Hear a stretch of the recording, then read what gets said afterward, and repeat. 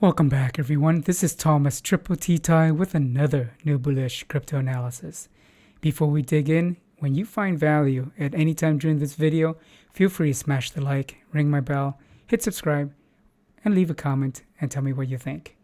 Let's dig in and take a look at why Bitcoin moved up recently.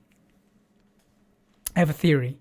My theory is Bitcoin moved up because of two main reasons. One, mainly the Russians' invasion of Ukraine that drove the stock market down. It was already down, but it made it worse. And then, so some of the money from the equities market was reallocated, moved over to crypto. Because crypto was, it actually was performing better than stock. The stock indexes. So that's number one, and that's not why I'm gonna go. What I'm gonna go through today, though, what I'm gonna go through is the reason number two. Reason number two is also related to the war, the invasion, and it has to do with showing you data that proves that when sanctions occurred and people were worried about their money. So some of them, people in Ukraine and also in Russia, traded their money, either the ruble or the I forget what it's called in the word, but it's the name is UAH. That's the symbol for it in Ukraine. So let's take a look at the data. In addition to that, I also believe that Bitcoin was on its way down. So let's take a look at that first. So this is the 17th right here. Oh, this is the daily chart on TradingView. And the top here is BTC and USD, US dollar pairing. The middle here is Bitcoin and the Russian ruble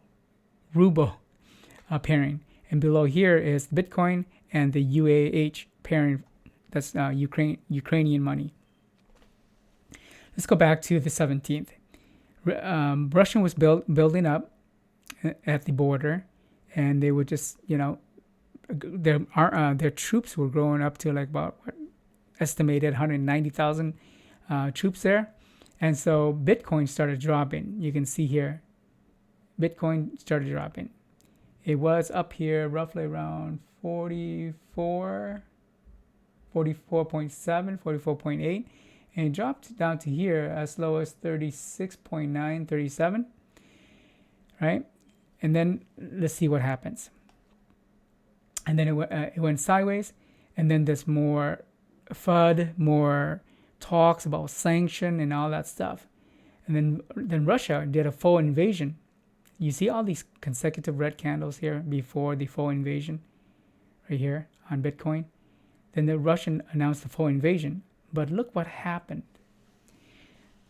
So Russian announced the full invasion, and Bitcoin went sideways for a bit. And then suddenly on the 28th, it popped up. And that's on the 28th, right around that time was when the sanctions, the West, they were talking about sanctions. And sanctioning banks. I think they sanctioned some small banks here, right around this area, around the 26th or so. And then here on the 28th, or just before that, they started talking about sanctioning, rolling out sanctions to Russia's central bank. If you observe here, you can see the volume. Volume here was pretty much down here, and they started picking up a little bit. And on the Russia's full invasion, it popped up a little bit. Okay, this is using US dollars, Bitcoin and US dollar. And then on the 28th, you can see the volume. Well, it popped up slightly, but nowhere near the day of the full invasion, right? Okay, so keep that in mind. Let's go take a look at this one. This one is where's my Bitcoin and the ruble pairing. look at the volume. His full invasion. Look at the volume. It's tiny volume right here, right? You can see the white line. And then this is a 3-day moving average because I really want to emphasize the shorter length. Pretty much average, and then it started when you got the FUD going, and the volume started going up, and then it spiked to its highest point here, and then continuing, and you can see all these volume bars are, guess what, white or / green. And so BTC versus the ruble, it went up consecutively. It's still going 1, 2, 3, 4, 5, 6, 7, 8, 9. 9 consecutive green / white candles for BTC versus the ruble. See that? So a lot of the ruble, some Russians turned their rubles into converting to BTC. And you can see the high volume here. Look how compare this. Let's see here. I'll show you an average. Here, this was roughly just right here. That was roughly volume was the middle was roughly, man, that's tiny.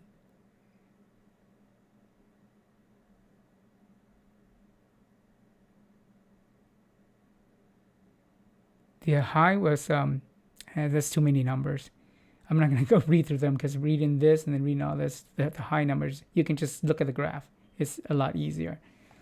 Let's go down to Bitcoin versus the UAH, the Ukrainian money. You can see that pairing, as Bitcoin was dropping, it was also dropping. See that right there. And then, but you notice the volume here. The volume started picking up towards when Russia did the full invasion. Right here, you can see the highest volume here. So a lot of the UAH currency was traded for Bitcoin right there, but then they diminished a lot. Unlike over here, unlike the ruble, it continued. You see some red bars here. Yeah, it diminished. The volume diminished versus here. It pretty much continues sideways at the high volume. So a lot of rubles were converted to Bitcoin, and a lot of some of the UAH currency was converted to Bitcoin, but not a lot. Not unlike the ruble. Let's go take a look at USDT, the pairing there. And again, the top here is the US dollar. In the middle here is Tether US paired with the Russian ruble. So you can see here how it climbs straight up. Bitcoin's going down and sideways, but it's going up. So a lot, and look at the volume. You see how it went up? And then even toward the end here, it just continued to go up. Right where the central bank sanction happened, there are more volume here than back here when there was a full invasion. That's different than on the last set of charts. So here, a lot of Russians converted their ruble to Tether, a lot more than BTC. Let's go down here. Around the 17th, in Ukraine, Ukrainians started converting their UAH currency to Tether. You can see that here. This is also going up, while Bitcoin's going down. See that? It's going up and spikes up really high here. Yeah, when the full invasion was happening, right here was when Ukrainians converted a lot of their UAH currency to Tether, and then the volume just drops. And then you can see the pairing, it's dropping here. So less and less Tether versus UAH.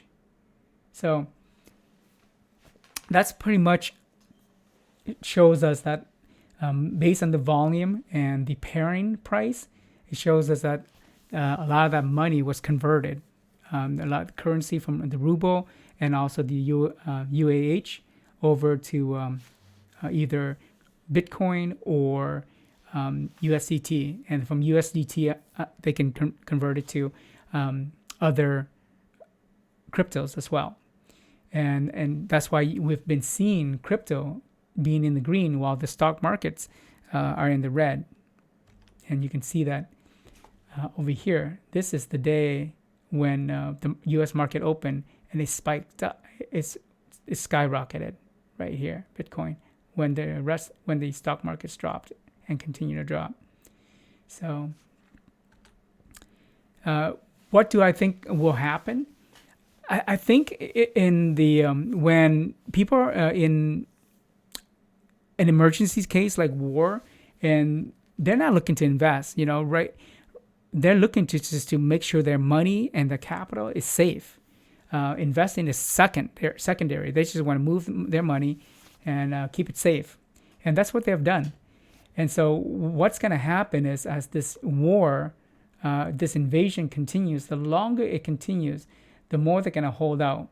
Some things you might want to keep in mind, a couple things. The first one is, if the ruble starts regaining its value, then some Russians might convert their BTC or USD back to the ruble.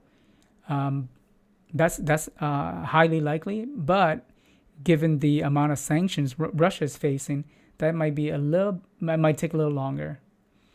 Same thing with the UAH in Ukraine. If that value comes back, then more than likely they'll convert it. But in the meantime, they're just going to secure it, because right now, Russia's number one bank or number two bank is it's a little out of money. They might go bankrupt pretty soon. And so the banks are limiting transactions. They're limiting people's ability to get their money out. So it's much safer to keep it in crypto right now. They can move it around. The only challenges they may have would be like, it's easy to carry around, but if they don't have their phone or they don't have access to a computer or something, that might make it a little bit challenging for them to move their cryptocurrencies. And also, like, if certain vendors or certain people only accept fiat, then it might pose a challenge for them to be able to convert it to fiat. However, I think the adoption might grow because people realize that not a lot of people can move their money or have fiat currencies. So the adoption for cryptocurrency might grow. But I would keep an eye on the ruble and the UAH currencies and see how they do, because potentially all this buildup could come out of the could come out and the price would drop. So hope you found this helpful and useful. And if you did, feel free to smash the like, ring my bell, hit subscribe, and tell me what you think. See you later. Peace.